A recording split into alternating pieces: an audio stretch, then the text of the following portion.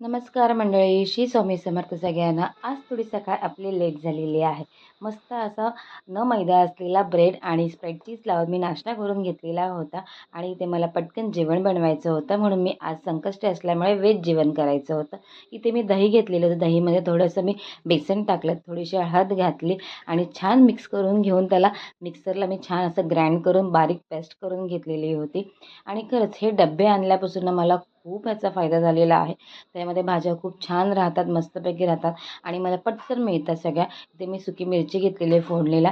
त्या दिवशी मी लसूण आणले, ती मला साफ करून ठेवायची होती. आणि बघा इथे फोडणीसाठी मी हिरवी मिरची, लाल मिरची, लसूण आणि कढीपत्ता घेतलेला. तेलामध्ये छान लसूण, हिरवी मिरची, राई, जिरं आणि कढीपत्ता, लाल मिरची घालून थोडंसं हिंग घातलं आणि मस्त असा हळद घालून तडका दिलेला होता कढीला.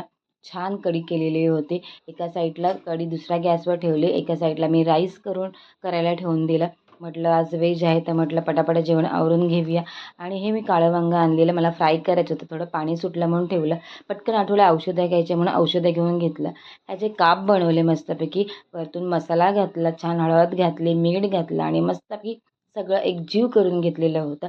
आणि ह्याचे म्हटलं आपण छान असे ना फ्राय करूया, ह्याला मस्तपैकी खरपूस करूया आणि ब्राऊन कलरचं, आणि आपण कढी भातासोबत खाऊया. तर हे माझ्या इथे असे मस्त फ्राय करून, शॅलो फ्राय करून झालेले आहे. तर चला मंडळी, तुम्ही पण जेवायला या. पुन्हा भेटूया अशाच नवीन एका व्हिडिओमध्ये. बाय.